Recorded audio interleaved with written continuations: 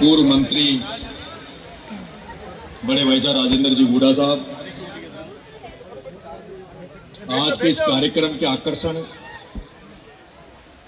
जिनका आज ये जन्मदिन है, जिनको शुभकामनाएं देने, लंबी उम्र की कामना करने की, उसमें आज मैं आपके बीच में यहाँ आया हूँ भाई सीएम गुड़ा, और आप सबके दर्शन करने के लिए मैं तो आया ही हूँ, लेकिन मेरे साथ साथ मैं अपने बेटे को भी लेके आया हूँ आपके बीच में, क्योंकि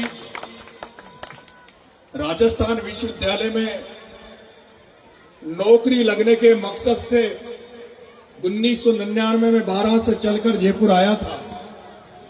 लेकिन राजस्थान विश्वविद्यालय में जो शेखावटी के छात्रों की जो संगत मिली, जो शेखावटी के वीरों की जो संगत मिली, उसी का परिणाम है कि आज नरेश मीणा इतनी मुखरता से बड़े बड़े नेताओं के खिलाफ, बड़े बड़ी सत्ताओं के खिलाफ बोल पा रहा है। इसमें कहीं न कहीं कोई कारण है तो वो शेखावटी के मेरे युवा साथी, छात्र साथी भी उसमें सबसे बड़ा उनका योगदान है। मैंने पिछले समय 2 चुनाव लड़े, उससे पहले मैं पार्टियों में रहा, और विशेष रूप से मैं कांग्रेस पार्टी में पैदा हुआ, कांग्रेस पार्टी में रहा। लेकिन कांग्रेस पार्टी की खूब सेवा करी, कांग्रेस पार्टी में खूब दरी बिछाई, खूब झंडा लेके चला, कांग्रेस पार्टी के नेताओं के खूब नारे लगाए। लेकिन उस कांग्रेस पार्टी में, जिस कांग्रेस पार्टी को हम लोग जो आदिवासी समाज, जिस मीणा समाज से मैं आता हूं, वो मीणा समाज, वो आदिवासी समाज, जिस कांग्रेस को पूरी ताकत से, पूरी ऊर्जा से, पूरी एनर्जी से वोट देता है, कांग्रेस को जिंदा रखता है, कांग्रेस का नारा लगाता है, उस कांग्रेस में उस आदिवासी समाज के इस नरेश मीणा, इस आप बेटे ने पहले 2018 में टिकट मांगा, फिर 2023 में लोकसभा का टिकट मांगा, फिर 2024 में विधानसभा देवली उनियारा का टिकट मांगा। लेकिन पता नहीं उस कांग्रेस को इस नरेश मीणा में क्या कमी नजर आती है, इस आदिवासी बच्चे में क्या कमी नजर आती है, जिस आदिवासी इस नरेश मीणा को निर्दलीय के रूप में छपरा में 44,000 वोट वहां की जनता ने दिए, जिस नरेश मीणा को वहां से अपने जिले से 400 किलोमीटर दूर टोंक जिले की देवली उनियारा की जनता ने 60,000 वोट दिए, और उस कांग्रेस पार्टी ने जिसको टिकट दिया उसके जमानत जब्त करवाई, 30,000 वोट दिए। लेकिन पता नहीं उस कांग्रेस में क्या कमी नजर आती है नरेश मीणा में। लेकिन उसके बाद कई बार टिकट मांगा, कई बार हुआ, और जब लगा कि नरेश मीणा जब छात्र राजनीति से आया, जिस राजस्थान विश्वविद्यालय में जिस छात्र राजनीति में नरेश मीणा उतरा, उस छात्र राजनीति में भी आपको शायद ध्यान होगा, इसी झुंझुनू का एक बेटा अंकित धायल निर्दलीय चुनाव लड़ा, तो उस अंकित धायल को अध्यक्ष बनाने में अगर किसी का योगदान तो आपके बेटे नरेश मीणा का था। राजस्थान विश्वविद्यालय में ज्यादातर छात्र नेता जो निकल कर आए हैं, वो सारे छात्र नेता आप ही के इस एरिया से आए, चाहे रणवीर जी भाई साहब हो, चाहे राजकुमार जी शर्मा हो, राजेंद्र जी गुड़ा साहब तो विश्वविद्यालय का अध्यक्ष नहीं बने, लेकिन अगर रणवीर जी गुड़ा विश्वविद्यालय के अध्यक्ष बने तो उसमें भी कहीं न कहीं सबसे बड़ा मार्गदर्शन था, आशीर्वाद था, तो भाई साहब राजेंद्र जी गुड़ा का था। मेरे प्यारे भाइयों, पिछले जो दोनों चुनाव लड़े, जब पार्टियों में भरोसा उठ गया, नेताओं की दरी उठा के झंडा उठाते उठाते भरोसा उठ गया, तब सोचा कि नरेश मीणा अगर तुझे तो कोई मौका देगा तो ये जनता जनार्दन देगी, जनता के बीच चला जा, जनता को याद दिला कि जनता के पास जाकर उनको जगह, उनको पता कि किस तरह की राजस्थान में राजनीति होनी चाहिए। और इसीलिए उन पार्टियों का झंडा छोड़कर, उन पार्टियों के नेताओं को छोड़कर आपका ये बेटा नरेश मीणा भगत सिंह की फोटो लेकर, भगत सिंह के इंकलाब के नारे को लेकर छपरा की धरती पे उतर गया, और उसके बाद देवली उनियारा की धरती पर उतर गया। उस भगत सिंह की फोटो लेकर, जिसने इस भारत में इंकलाब का नारा दिया, जिसने क्रांति, इस भारत में क्रांति को पैदा किया। कल एक परसों में एक बहुत बड़े नेता से मिला, मैंने कहा भाई साहब राजस्थान की राजनीति को बदलना चाहता हूं। राजस्थान में जिस तरह से दलीय राजनीति हो रही है, जिस तरह से पैसों की राजनीति हो रही है, जिस तरह की वंशवाद की राजनीति हो रही है, भाई साहब उस राजस्थान की राजनीति को बदलना चाहता हूं। उस नेता ने कहा, यह भारत की संस्कृति रिवॉल्यूशन की नहीं है, भारत की ये धरती क्रांति की नहीं है। भारत की धरती रिएक्शन, प्रतिक्रिया देती है, रिएक्शन देती है। यहाँ क्रांति नहीं हो सकती। इसीलिए कारण है कि 300 अंग्रेज आकर इस भारत की भी करोड़ों की जनता को कब्जा कर लेते हैं। बाहर से विदेशी आकर इस भारत की जनता पर कब्जा कर लेते हैं। करोड़ों लोग होने के बावजूद भी गिनती के लोग आकर इस देश को गुलाम बना देते हैं, क्योंकि इस देश में गुलामी का तत्व भरा हुआ है। यहाँ स्वाभिमान मर चुका है। यहाँ हर घर में जब तक भगत सिंह पैदा नहीं होगा, हर घर में महाराणा प्रताप पैदा नहीं होगा, हर घर में सुभाष चंद्र पैदा नहीं होगा, हर घर में अंबेडकर पैदा नहीं होगा, हर घर में ज्योतिबा फुले जैसे महान पुरुषों की तस्वीरें नहीं लगेगी, जब तक इस भारत का भला होने वाला नहीं है। मैंने कहा भाई साहब, राजस्थान विश्वविद्यालय में ये आपका छोटा भाई जब 12 से हाड़ौती से चलकर, उस हाड़ौती से जिसके पहले नरेश मीणा के पहले कोई जयपुर में पढ़ने नहीं जाता था, उस 12 से जो दक्षिण में दूर दराज का क्षेत्र है, जहाँ शिक्षा नहीं है, जहाँ कुछ नहीं है, वहां से आकर जब नरेश मीणा राजस्थान विश्वविद्यालय की राजनीति को बदल सकता है। राजस्थान विश्वविद्यालय में जो लोगों को प्रतिनिधित्व नहीं मिल रहा था, जिन किसानों को, बच्चों को प्रतिनिधित्व नहीं मिल रहा था, उनको प्रतिनिधित्व दिला सकता है। तो जब नरेश मीणा राजस्थान विश्वविद्यालय का बिना अध्यक्ष बने, राजस्थान विश्वविद्यालय में जहाँ पढ़े लिखे बच्चे आते हैं, राजस्थान के सबसे अच्छे बच्चे वहाँ पढ़ने आते हैं, जब उनमें 20 साल राजनीति कर सकता है, तो ये जो राजस्थान की विधानसभा है, ये जो 200 राजस्थान की विधानसभा में एमएलए बैठते हैं, इनमें तो 5-10 लोग ही पढ़े लिखे, 5-10 लोग ही लड़ने वाले हैं। बाकी 190 एमएलए तो ऐसे लोग हैं जिनको ना तो बोलना आता है, ना लड़ना आता है। तो इस राजस्थान विधानसभा में जब नरेश मीणा चुनाव लड़ लिया, तो आने वाला समय जिस तरह से राजस्थान विश्वविद्यालय में नरेश मीणा का चला था, वैसे राजस्थान की राजनीति में भी नरेश मीणा अपनी छाप छोड़ने वाला है, अपना बदलाव करने वाला है।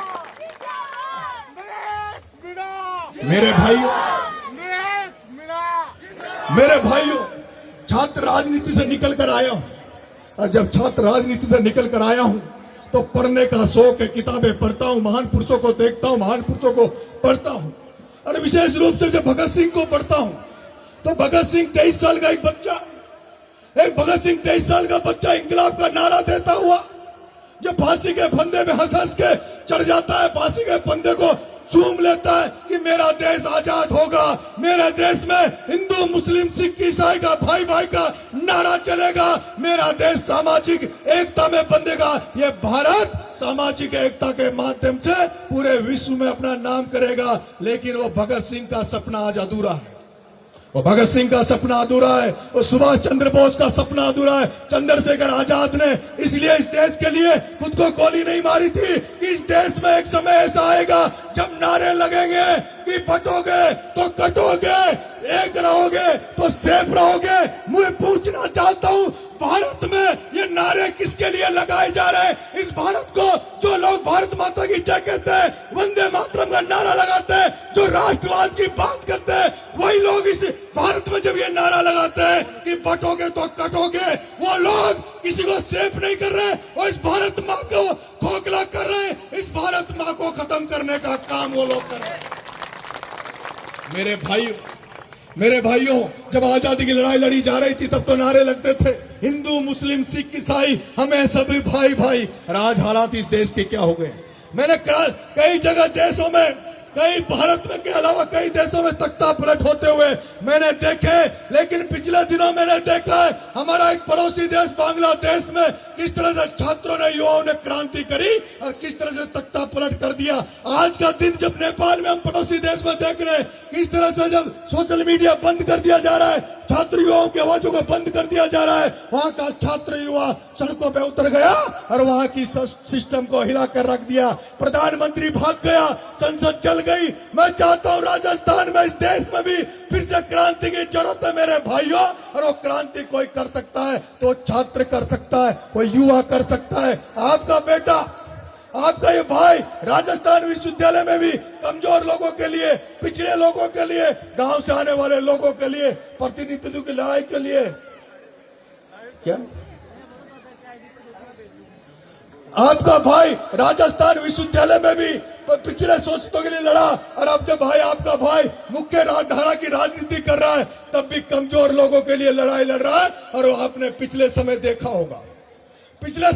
होगा, भारतीय जनता पार्टी को लगा कि वो हार्दिक पटेल जो गुजरात में आरक्षण की लड़ाई लड़ रहा था, आंदोलन कर रहा था, उस हार्दिक पटेल को जब मुकदमे लगाए, हार्दिक पटेल को जब जेल में डाला, और हार्दिक पटेल डर के मारे बीजेपी में भाग गया, बीजेपी से एमएलए बन गया। उनको लगा ये नरेश मीणा फड़फड़ा रहा है, नरेश मीणा ऊंची आवाज में बोलता है, इसको 7-8 महीने जेल में डाल दो, मुकदमे लगा दो, इसकी भी आवाज खत्म हो जाएगी, ये भी हार्दिक पटेल की तरह खत्म हो जाएगा। मेरे से जेल में रहते हुए कहा, भैया कोई तेरी मदद करने वाला नहीं है, बीजेपी में आजा, मंत्री बना देंगे, टिकट दे देंगे, ये कर देंगे, वो कर देंगे।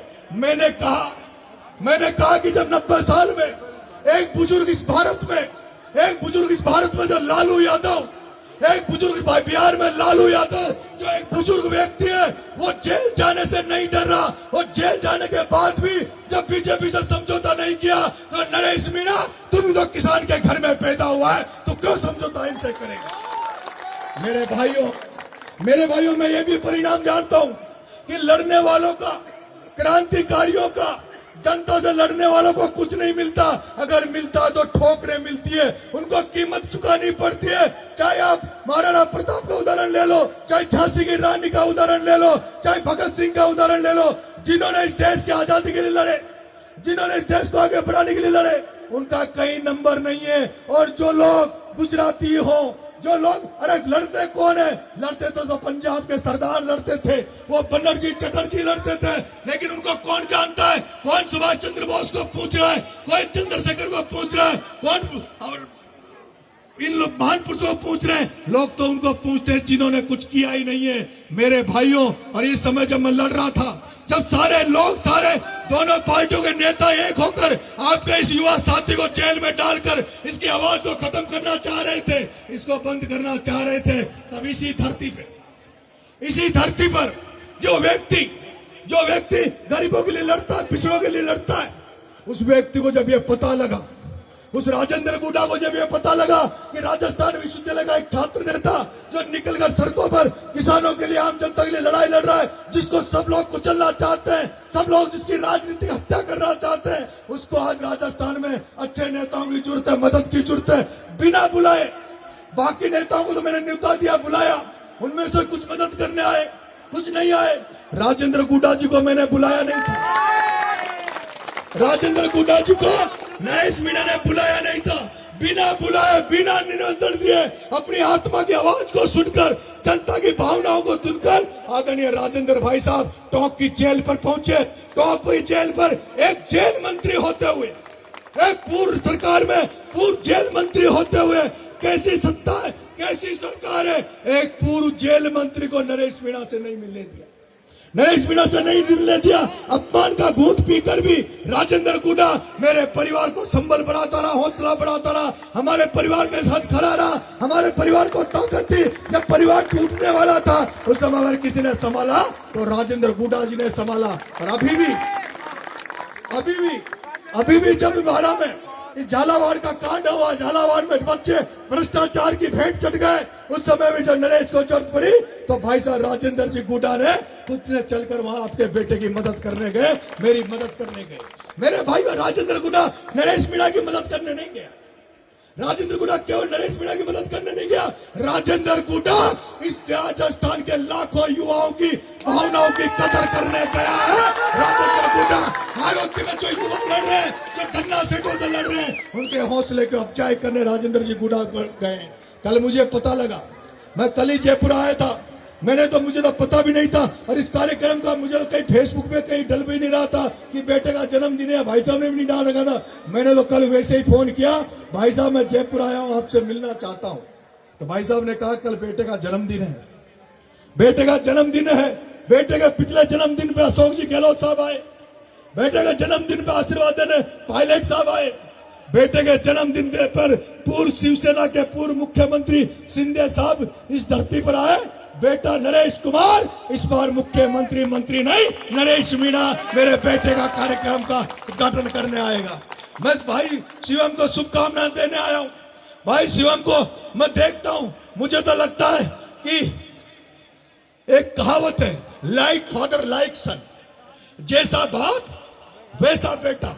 मुझे तो लगता है भाई साहब गुड्डा जी, आपका बेटा आपसे भी बढ़कर काम करेगा, आपका बेटा आपका नाम रोशन करेगा, आपका बेटा आपका गौरवान्वित महसूस करेगा, आपका परिवार आपका पूरा ये आपके सीएम पर गर्व करेगा। मैं तो मेरे बेटे से कहता हूं, बेटा मैं मेरे बेटे से कहता हूं, बेटा सीएम से सीख ले, बेटा सीएम से सीख, सीएम से कोचिंग ले।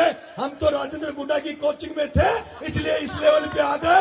तू सीएम की कोचिंग ज्वाइन कर ले तो तेरी भी दुकान चल जाएगी। बेटा कह रहा है, बेटा कह रहा है भाई साहब मुझे तो पापा मुझे तो नेता बनना ही नहीं है। मना बनेगा क्या, मैं तो बिजनेसमैन बनूंगा। फिर मैंने कल परसों ये किसी से कह रहा था, यार अनिरुद्ध तेरे को भी शौक लग गया टीवी पे बोलने का, तो ये कहने लगा गलती से अगर राजनीति में आ गया और पापा जी वंशवाद के खिलाफ बात करते हैं, परिवारवाद की राजनीति के खिलाफ पापा जी बात करते हैं, तो मैं अगर अचानक से आऊंगा तो फिर मेरे को कहेंगे कि तू भी वंशवाद का औलाद है। तो मैं सोच रहा हूँ अभी से ट्रेनिंग में आ जाऊं, अभी से रगड़ाई करवा लूं ताकि मेरे पे यारों की लगेगा। फिर इसने मैंने कल हमारे जब मैं बैठा था परिवार में तब अचानक से बात चल गई। आजकल मैं जिस भी नेता के साथ रहा, जिस भी व्यक्ति के साथ रहा, मैंने मेरे भाइयों उसको पूरे ईमानदारी से कर्तव्य के साथ उसके साथ रहा हूं। मैं सचिन पायलट साहब के साथ रहा, आज भी मेरी भावनाएं सचिन पायलट के साथ जुड़ी हुई है। आज भी सचिन पायलट को अपना भाई मानता हूं। मैं अभी पार्टी में नहीं हूं, लेकिन वो जहां कहीं भी रहेंगे मैं उनका सम्मान करता हूं। मैं जिससे रिश्ता बनाता हूं उससे पारिवारिक रिश्ता बनाना चाहता हूं। मैं भाई साहब गुड्डा जी से भी पारिवारिक रिश्ते की गांठ बंधाना चाहता हूं, इसलिए बेटे को इस परिवार के साथ शामिल करने में यहां आया हूं। मेरा बेटा, मैंने कहा कल की जब बात पॉलिटिकल चलती है तो बात उन्हीं की चलती है जो आपके टच में रहते हैं। आजकल मेरे घर में केवल गुड्डा जी की बात चलती है कि गुड्डा जी जैसा व्यक्ति कोई मिल नहीं सकता घर में। और मेरी टीम में भाई साहब राजेंद्र जी, मैं आपको एक बात कहना चाहता हूँ, नेता तो बहुत मिले, मैं बहुत नेताओं से खुश हो जाता हूँ, मैं बहुत नेताओं के अट्रैक्शन में आ जाता हूँ, लेकिन जो मेरी टीम है, जो मेरे साथ हजारों युवा काम कर रहे हैं, वो मेरे से कहते हैं भाई साहब गुड्डा साहब जैसा तो नेता ही नहीं हो सकता।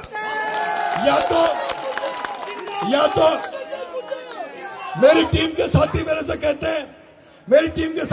कहते हैं भाई साहब जिस तरह से नरेश मीणा को चाय की थड़ी पे बैठने में शर्म नहीं आती, आपको कहीं सड़क पर ढोलने में शर्म नहीं आती, उसी तरह राजेंद्र गुड्डा को भी ना तो थड़ी पे बैठने में शर्म आती, ना किसी गरीब के घर में खाना खाने में शर्म आती। जैसे हमें आप लगते हो उसी तरह से राजेंद्र जी गुड्डा भी लगते हैं। और जगह जब मैं इस कार्यक्रम में जाता हूँ, कहीं जाता हूँ, तो मुझे फोन करना पड़ता है, यार आज फलाने गांव में फलाने कार्यक्रम में चलेंगे तो मेरे साथ चलना। लेकिन कल जैसे मैंने पोस्ट डाली कि भाई साहब राजेंद्र जी गुड्डा के बेटे के जन्मदिन में जाना है, मेरे पास सुबह से फोन आए, भाई साहब हम भी आपके साथ चले, भाई साहब का बेटे का जन्मदिन है, हम भी शुभकामनाएं दे रहे हैं। और आज आप मानोगे नहीं, मेरे साथ 10 सरपंच मेरे साथ आए। कोई टोंक का जिला संघ का अध्यक्ष मुकेश मीणा आया है, कोई आरडी गुजर 3 बार का सरपंच टोंक का है, कोई प्रहलाद खटाना मेरे साथ आया है, रामलाल सरपंच मेरे साथ आया है, बहुत सारे युवा साथी मेरे साथ आए, राजेश जी भाईड़ा आपके नयावास के सरपंच साहब मेरे साथ आए, सुरेश जी भाई साहब मेरे साथ आए, नयावास का मेरा भाई प्रेम जैब आपके भाई के साथ आया है। जब घर में बात चल रही थी भाई साहब, राकेश जी मीणा भाई साहब तो वहां भाड़ा भी गए थे आपके साथ, तो कल बात चल रही थी घर पे, तो मैंने पूछा भाई गुड्डा जी कैसे, अनिरुद्ध को पापा एक बात बताऊं, मन का बता भाई। तो छोरा कहने लगा कि पापा जब वो शहीद स्मारक पे धरना दे रहे थे ना, तो पता गुड्डा जी ने बाबा को क्या बोला, बाबा मतलब मेरे पिताजी इसके बाबा, कि वहां जब शहीद स्मारक पर जब धरना दे रहे थे तो गुड्डा जी ने बाबा को क्या बोला, मैंने यार क्या बोला, कि बाबा को बोले कि पटेल जी पोते को ज्यादा मत पढ़ाना, अगर ज्यादा पढ़ा दिया तो पप्पू बन जाएगा। गुड्डा जी बोले कि पटेल जी बेटे को ज्यादा मत पढ़ाना, ज्यादा पढ़ाओगे इंग्लिश मीडियम में रखोगे तो पोपली हो जाएगी और उधर पिज्जा बर्गर खाने वाले, फिर ये दूध राबड़ी वाला नहीं बचेगा, ये दाल बाटी नहीं पचेगी, फिर इसके पिज्जा बर्गर वही पचेंगे और वैसा ही हो जाएगा। मैंने तो मेरे बेटे शिवम को कह दिया कि पढ़ाई उड़ाई छोड़, जनता के बीच में रहे। जो जनता के बीच में ज्ञान मिलता है, जो जनता के बीच में अनुभव मिलता है, वो कोई किताबों में नहीं है, वो कहीं नहीं मिलता। और यही कारण है देश की राजनीति को भी हम देख रहे हैं, जो नए नेता आ रहे हैं, जो डिफेंडरों में बड़ी बड़ी गाड़ियों में घूमते हैं, जो बोलने के पहले 10 बार सोचते हैं, मेरे से कहते हैं कि भाई साहब आप तो थकते ही नहीं हो बोलने में, कोई जब चैनल आए किसी को फाइट दे देते हो, कम बोला करो। मन गया यार, मेरे पास जन्म से पटेलाई करी है, पटेलों में रहे, गांव में रहे, देहात में रहे, पटेलाई करना ही का काम है, तो क्यों हम इसमें भी कंजूसी करें। मैं आज मेरे छोटे भाई शिवम को शुभकामनाएं देने आपके यहाँ आया हूं। भाई को शुभकामनाएं देता हूं, आपको आशीर्वाद देता हूं। भगवान करे आप लंबी रेस के घोड़े बनो, लंबी लाइफ मिले, आप अपने परिवार का नाम रोशन करो, आप अपने क्षेत्र का नाम रोशन करो। जहां कहीं भी रहो, जहां कहीं भी रहो, दुनिया में किसी भी कोने में रहो, एक बात जरूर सोचना कि मैं राजेंद्र गुडा का बेटा हूं, मैं गुडा गांव में पैदा हुआ हूं। मैं ऐसा कोई कर्म नहीं करूंगा, ऐसा कोई काम नहीं करूंगा जिससे मेरा परिवार ही नहीं मेरे क्षेत्र को नीचा देखना पड़े। शिवम गुडा वही काम करेगा जिससे पूरा झुंझुनू को जिला अपने परिवार का नाम ऊंचा हो। इसी के साथ मैं आपको बहुत बहुत धन्यवाद देना चाहूंगा। राम राम साहब, जय हिंद, जय भारत।